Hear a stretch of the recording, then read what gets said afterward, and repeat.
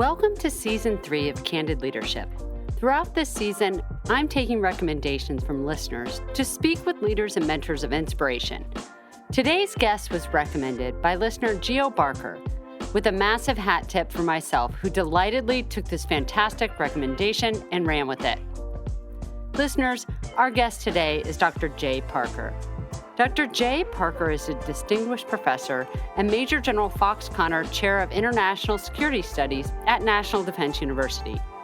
A retired colonel from the Army who served in the infantry and special operations assignments, and is a professor and director of international relations and national security studies at West Point. He has worked for the Executive Office, Georgetown, is a member of the Council on Foreign Relations, a visiting fellow at Princeton, and an adjunct faculty at Columbia and George Washington Universities. He received a PhD in international relations from Columbia University. Welcome to the program, Dr. Parker. It's great to have you. It's wonderful to be here. So admittedly, I am very biased in favor of our guest and his approach to mentoring. And I'm so biased because I have been on the receiving end of his mentoring over several years. And I can attest to the fantastic approach that Dr. Parker consistently weaves throughout, using his knowledge of academia, government, and the military into a truly networked approach to connecting people. I have never met someone with such an expansive list of contacts who also freely works to ensure his mentees stay connected and grow. So knowing that you've done that, Dr. Parker, for so many years, how have you approached the idea of mentoring? Wow. Well, thank you for that impressive introduction. I'll have to spend the next several years trying to live up to it. My approach to mentoring, I think, is like a lot of individuals who come out of an era before you started to see a lot of formal education and classroom focus and academic publishing on this. I come out of the experience of having been mentored, and I recognize that I was very lucky in that regard. My mentors were absolutely not just those in uniform. I came into the military relatively late. It was my midlife crisis. So I had a couple of other careers and incarnations beforehand. So I've had opportunities to see how other people mentor and how they approach mentoring me. I've also had the opportunity, quite frankly, to fail. And I don't think that can be understated as a foundation for being an effective leader and being a capable mentor. Understanding your own failures and your own shortcomings, because inevitably when you're mentoring individuals, you're going to have to help them through that process as well.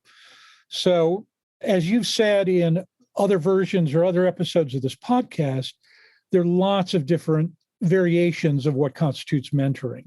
There are formal mentors accredited by national and international associations who have their own consulting business, or who are important parts of professions that have deliberately established mentoring programs internal to those professions.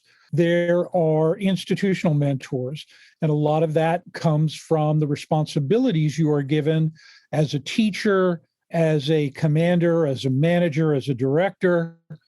And then there are informal mentor tasks and responsibilities that individuals take up.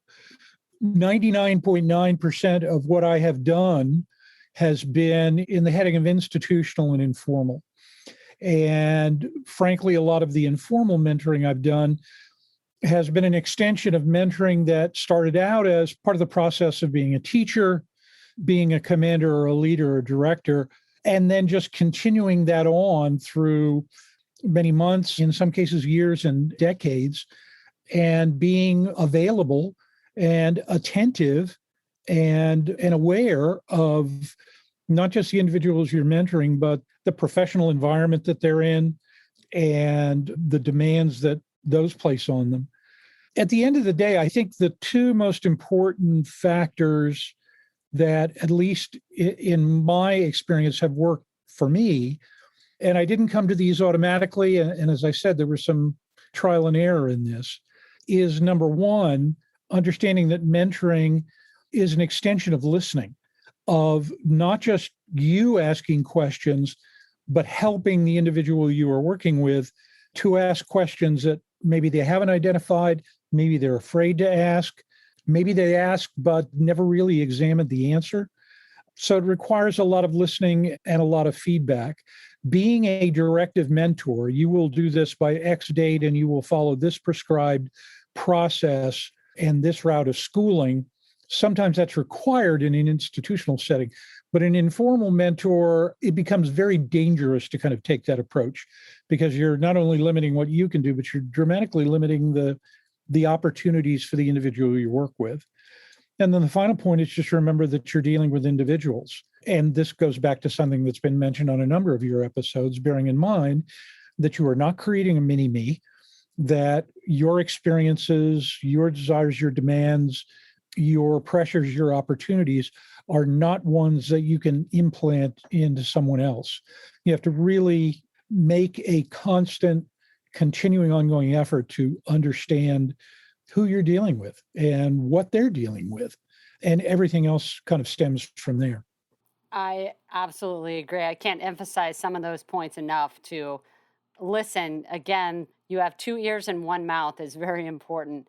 But we, in our experience, and we've talked about this in the past, and that's what makes this conversation so delightful. We've also seen people fail at mentoring. So looking at some of the mistakes that they've made, and a couple that I know I've tried to steer in the right direction, what are some of those clear indicators of mentors who are making a mistake and ways in which we need to start to reshift or reshape their focus? A very good question. And again, I'll draw on not only mentors I've observed, but some of the failings I've made over the years.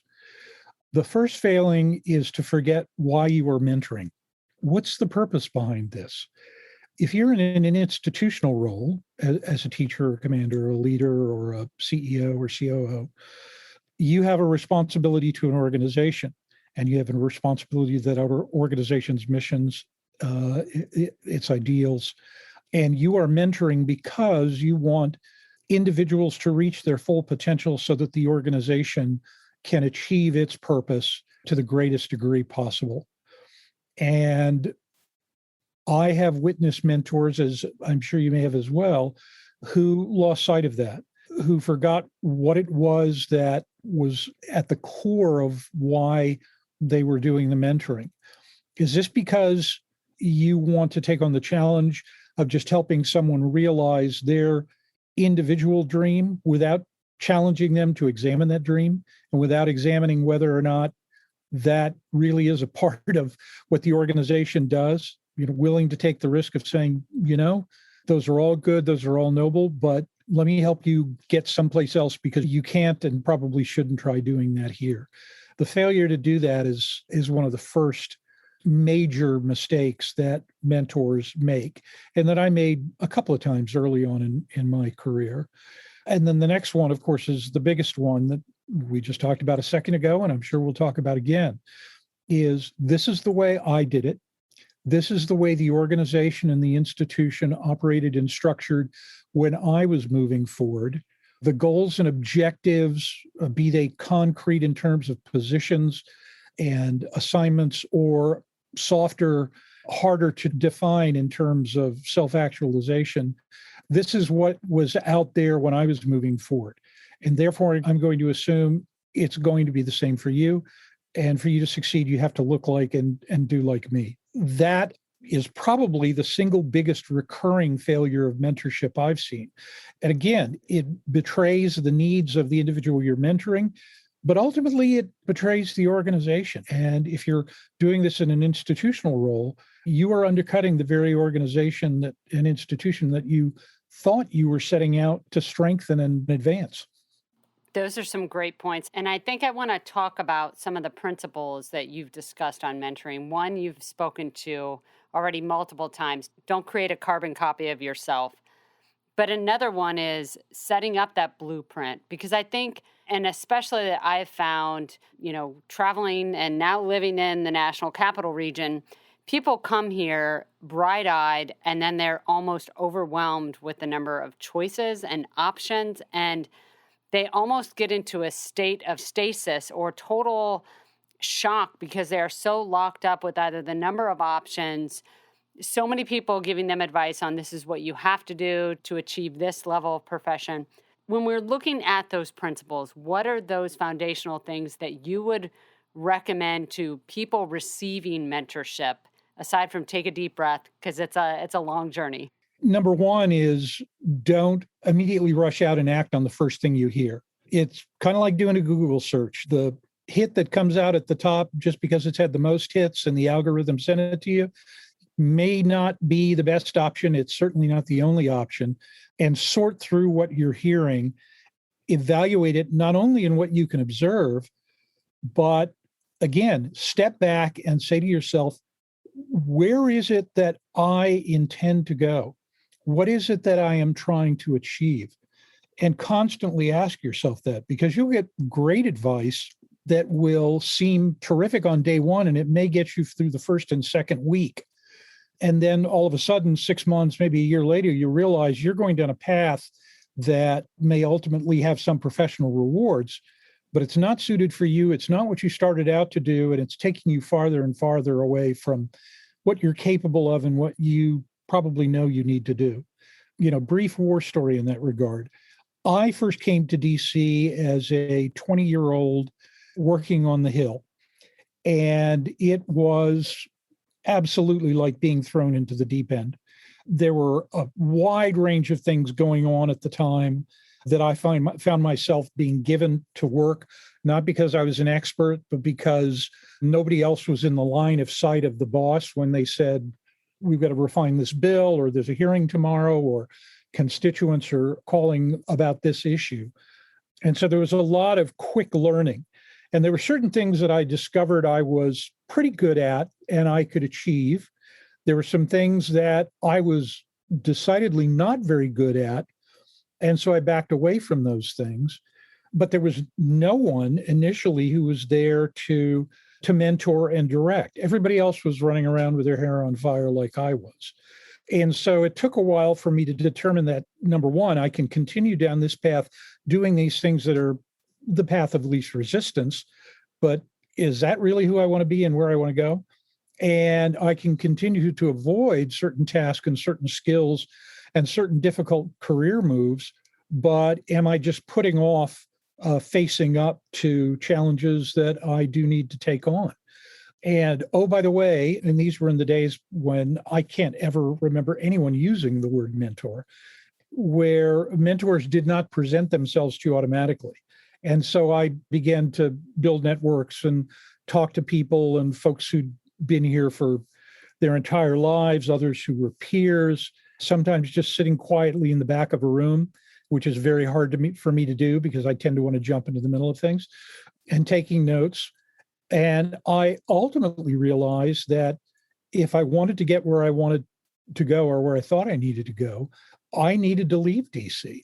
And I needed to go off and do other things. And a time would come when I would hopefully come back and be able to take on the issues that I thought I wanted to do in the first place. I would be willing to bet that there are lots and lots and lots of people out there who came to Washington or came to New York or came to London or Chicago or wherever, who had a very similar experience.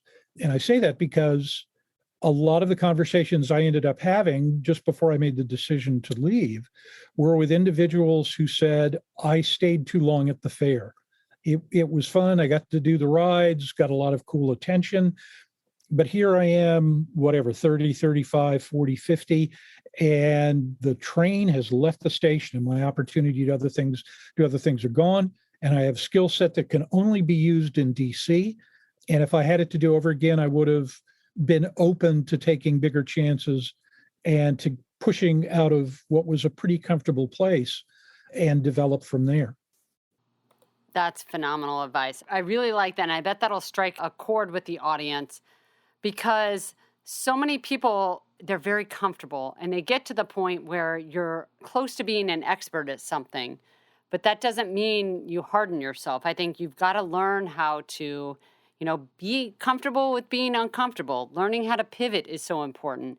And so we're going to pivot this podcast episode for a second.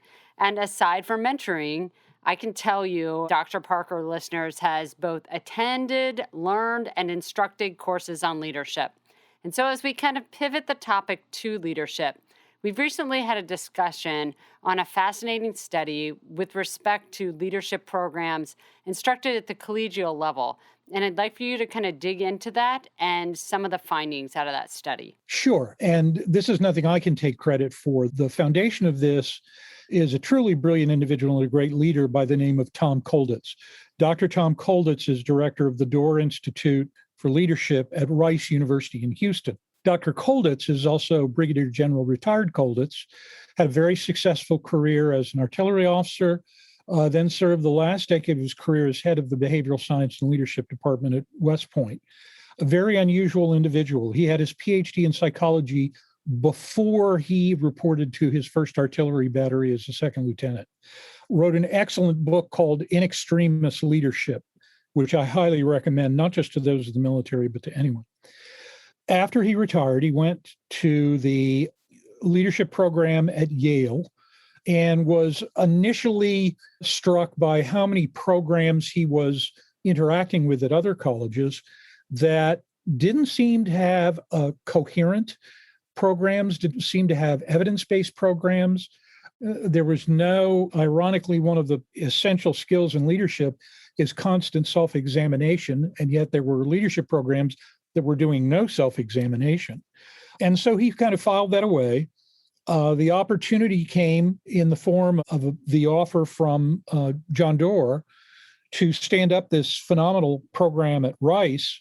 And eventually he began to start looking formally at all these programs with a couple of colleagues at other schools.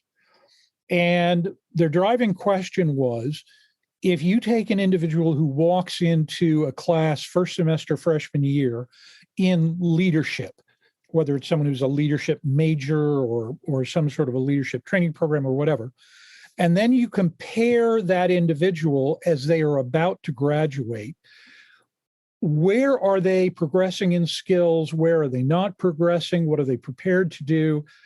Can we draw a template nationwide and eventually globally that says what works and what doesn't work with leadership education? And the shocking thing that they found that he explained to me several years ago when I was visiting down there is that the difference between that freshman and that graduating senior was that much. And for those of you with merely listening at home, I am squeezing my thumb and forefinger together. The absence of measurable, replicable, verifiable results out of these leadership programs was seriously wanting. The good news is that through looking at these programs, they came up with a number of recommendations on how these programs can adapt and fix themselves, how they can be, whether you're a standalone program, whether you are a parallel to an education program leading toward a certain profession, whether it's a non-credit mentoring program that works with students who are in leadership roles in various organizations, whatever it may be. There are ways to go forward, and there are good lessons learned to be picked up. The problem was almost no one was doing this. The book that lays this out is called Leadership Reckoning. Can higher education develop the leaders we need? And the Doerr Institute has as its mission disseminating as broadly as possible the results of all of its studies. And so if you go onto the website, go to the Rice University, rice.edu website, or look up Dr. Kolditz or whatever, it will lead you to a lot of other studies that they've done. Now, I've got to admit, this was a little bit of a surprise to me, but as I thought about it, it wasn't counterintuitive.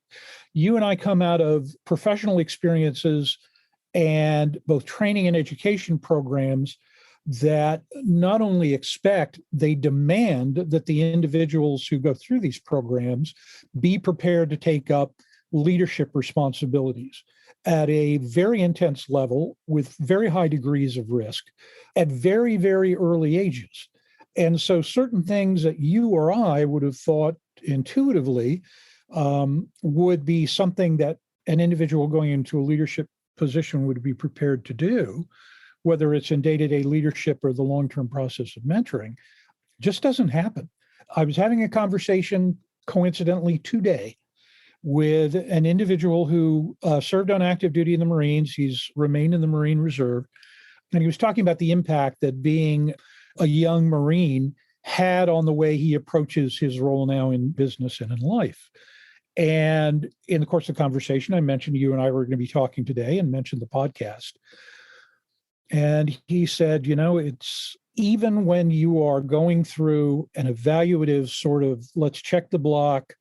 It's been 3 months since we did this. I've got to sit you down for 15 minutes and fill out this form, Private Schmidlap or Lance Corporal Smith.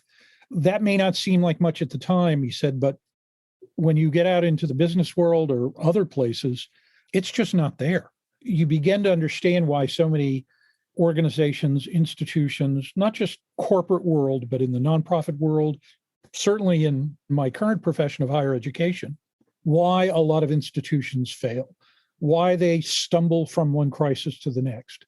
And some of them do very, very good at confronting those individual crises.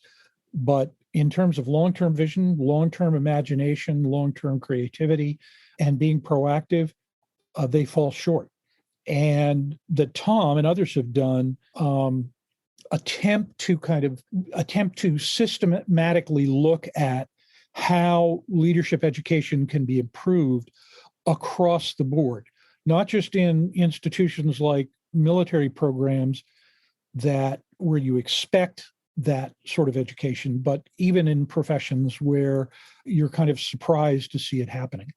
And especially, I'd like the point that you talked to feedback and the criticality of, that leader recalling even 15 minutes set aside once a quarter, that invaluable discussion or tidbit. That's a lifelong lesson that we take as second nature because it's both theory and practice in our world.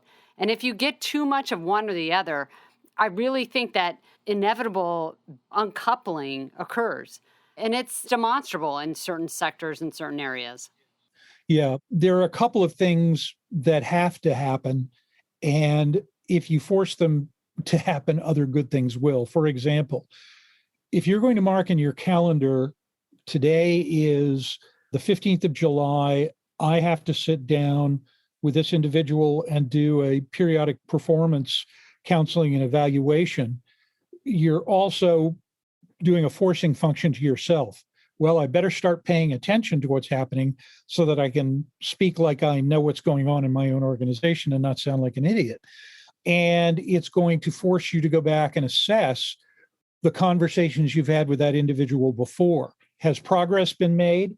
Was there something that you both came to a conclusion on in terms of this is the way forward and this is something to try, and it didn't work out and you need to redirect? All of those things now should be turning through your mind.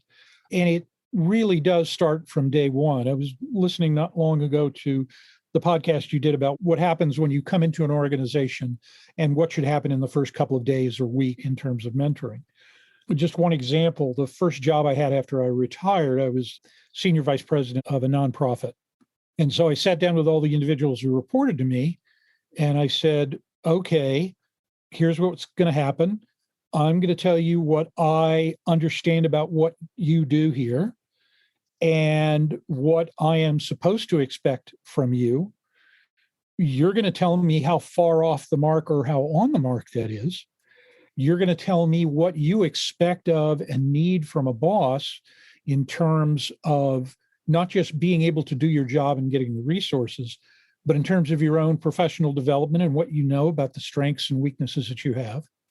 As a result of that, guess what? We're going to talk about the strengths and weaknesses that you perceive that you have. And we're going to sit down and review them periodically. And we're not just going to say, where do you see yourself in 5 years? Great, go get it. We're going to talk about how you get from here to there. And we'll come back and revisit that often.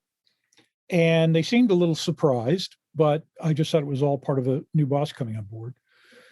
About 6 or 7 months later, I'm sitting down with one of my senior colleagues going over some business stuff. And I look at my watch and go, I got to take off in about 10 minutes. So-and-so's coming to my office for her quarterly career progression discussion.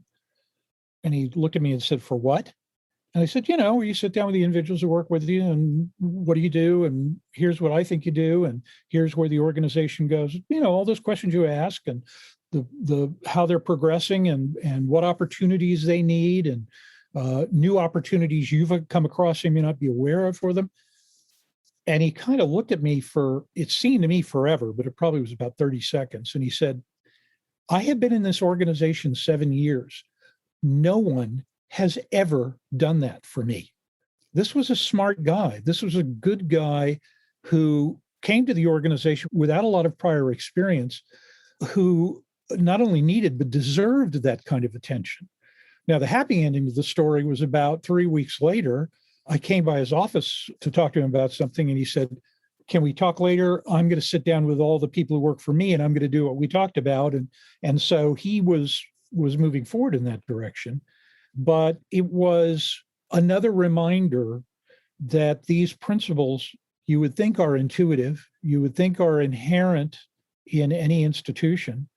And not just by going back and reading B school case studies or articles in Forbes, or, those books that you see on the rack at the airport while you're running to a plane, Tough Leaders Survive by Winnie the Pooh, and The Mentoring Secrets of Genghis Khan, or whatever.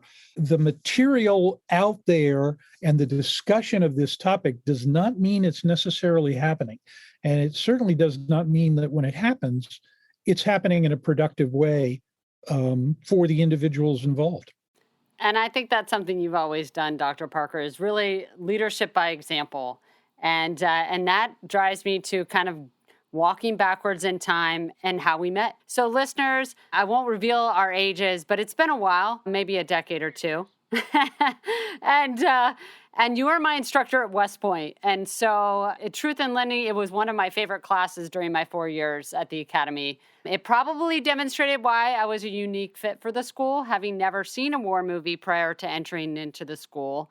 You taught a class on film and military and politics. It does drive to when I got the call for acceptance to West Point for my senator, I was at a Bob Dylan concert. So when I arrived, I fell into a school with a very different mindset than many of my classmates, and that's why I fell in love with this course. It was an opportunity to think both creatively and critically, and to pull from insights from popular culture into the real issues of the military. So what was your motivation to create this course in social sciences, and how West Point helped shape the course that you made on film? The short answer is I did it on a dare. One of the other faculty members at the time, Karen Lloyd, who went on to a tremendous career in the Army as a public affairs officer, said, you're always talking about popular culture and the insights it provides into politics and the political process. I basically double dog dare you to put together a class and see if they'll let you teach it. And of course, the person who was the decider, someone you know as well, now Brigadier General retired Dan Kaufman, and you could predict that he would not only approve it, but would enthusiastically want to be there for the first day of class. My foundation for the course was that all art, not just film, but poetry, sculpture, music, whatever, provides insights into who we as a collective people aspire to be, what we fear, what we hope for, what we reject. If you look at those works of art and popular culture that were very, very well received in their time, and especially those that have continued to resonate for decades and centuries, it's because it tapped into something, what some scholars call the kind of collective unconscious. And I had in my previous incarnation, or one of my previous incarnations as a psychological operations officer, I had seen that communicating messages and attempting to reach strategic goals through strategic communication meant that you could not take people as kind of empty bowls. You had to realize that people are at a certain place and you need to go where they are, and then bring them to where your message and who they are has a common ground. The way to identify that with various societies and various countries and various populations at various points in history is to say, well, what were they listening to? What were they watching? What were they reading? What were they repeating as myths and legends? What plays were the ones that were performed in ancient Greece or in the old globe or wherever that people came to see again and again? And if you do that, it's a way to more consciously explore who we are politically and who other people are politically and culturally. So that's a very, very long explanation. But I began with the assumption that we wouldn't just take movies that were about the military or movies that were about a political action, Mr. Smith Goes to Washington or The Candidate or The Last Hurrah or Saving Private Ryan or Bridge Too Far. We would look at a wide range of films that maybe revealed broader lessons where you could say, yeah, that actually has a tie-in. And you could use a little bit of imagination and foresight to think, how might this play out? The examples among many that I have from great students who I had in those courses that I've brought back to people later on and said, this is an indicator of how someone took those lessons and took those insights and thought about how an institution like the military or society as a whole might move and what direction they might take. And one of the foremost lessons I bring up is the paper and presentation that you gave on the integration of women into combat roles, which at the time was not only hard to conceive, it was viewed as heretical in some circles. Well, here we are a few days later, and it's an accepted reality. It was, in many ways, as you found out in your research, a reality at the time, but people just had not recognized and accepted it. And that, to me, is an example, to kind of come full circle here, that to me is an example of ways in which a leader and a mentor in their educator role can give people an opportunity to explore something that's important to them, to explore who they are and what they believe and what they value and what they aspire to be. You might read this book. Hey, have you seen this movie? By the way, there's a concert this weekend and I'm going, and I find it interesting that this music somehow relates to what we talk about in class or what we talk about in barracks or whatever. That to me is just one of the tools, an example of one of the tools that you can use to get people to think about leadership and think about service and think about how they develop. Professor, I'm not sure if she was on the faculty when you were there. She may have just been coming in, but she's now a full professor at West Point, Elizabeth Samet, who has written some extraordinary books about reading, about her former cadets and what they got from her literature courses and how they came back to her later and said, this sparked something later on when I was in Iraq or Afghanistan or Bosnia or in garrison or whatever. And I remembered wrestling with these ideas, and here it is in real life confronting me. There are lots of tools that are available to mentors. And in many cases, there are certain common things. Obviously, if you're all in the military and you've all done certain jobs, there's kind of a constrained cluster of there I was stories that you're going to rely on to draw lessons. But there are also broader things that you can bring from your experience in life and in both formal and informal education to make you more of a reflective leader, but also make you more of an effective mentor. Well, Dr. Parker, thank you so much for this conversation. And it really has come full circle from someone who I've learned a tremendous number of lessons and brought forward ideas. I've been able to parse that and use it in a lot of my own mentorship. To our listeners out there, please look at Dr. Parker's bio, and we'll have the listing of the books that he's mentioned in the show notes for you to check out. Thanks again so much for joining us on Candid Leadership, Dr. Parker. We definitely appreciate it. Oh, it was my pleasure. Anytime.